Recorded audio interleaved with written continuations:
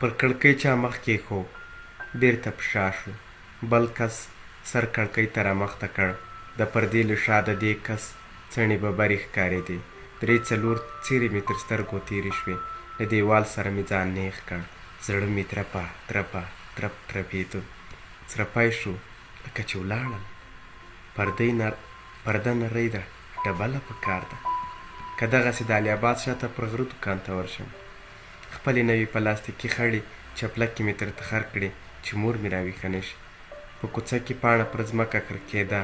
ورپسې شوم. باد لږ مخته کړه، بیا یې ساره شوه، بیا وخوځېده، بیا ودرېده. ناوخته نه شو؟ که د ورور د کوټې سپینه پرده را خلاصه کړم، هغه خدای خبر کله لاسکري راځي. چې مخ مې واړاوه، زموږ د کور مخې ته 2 موټر درېدلي وو، یو تور یو سپین. د ونې شاته شوم. زه چې کوچنی وم، د ګاونډي زوی مو مړ شوی و. خلکو ژړل. ما یې په جنازې پسې د قطار موټرو شمېر په ګوتو کاوه. یو وخت بیا شړک باران ته خندا راتله. اوس وایم په یوه کوڅه کې هېڅوک نه وي. یوه نیمه پاڼه د ونې له هاغه پورته سره ولوېږي، بیا یې شمال وړې وړې کرښوي.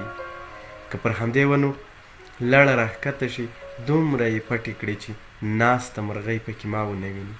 زه ونې ته ور وخېژم، له نږدې د مرغۍ ګردیو سترګو ته وګورم. د موټرو له غرغارې سره د کور په خوا رهي شوم. د ورور د کوټې پرده مې را خلاصه کړه. د ناستې کوټې د کړکۍ له پردې سره مې ونیوله. ترې لنډه وه. د مور له غږ سره پورته وغورځېده. ته غڅه کوې؟ د وا شیرین مړې دې بیا نه ده خوړلې؟ دلته یې بندوم. د پردې ژۍ یې پورته کړه. لږ څیرې شوې وه. سترګو ته یې لاس ونیو. ما یې لاسونه په زوره له سترګو لرې کړل. مخ یې لوند و. زه چې کوچنی وم، چې پلار به مې دې ته څه وویل، بیا به یې ژړل. ما ته به یې ویل چې ټوکې کوم. ورته ومې ویل ادې ته رښتیا ژاړې؟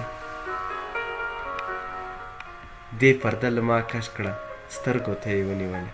هغه په ورسۍ کې مخکني تصویرونه مې داسې تر سترګو شول لکه په اوبو کې چې ښوري. مور پرده را مخته کړه. واخله ښه دې وکړو تر تا یې جار. ما ځان پکې ونغښت. یخ مې په زړه ننوت. مور مې د کوټې په کونج کې راته ودرېده. یوه سترګه به مې پټه کړه، بله به مې رڼه کړه. نه دا تله، نه مې یخ له زړه ووت.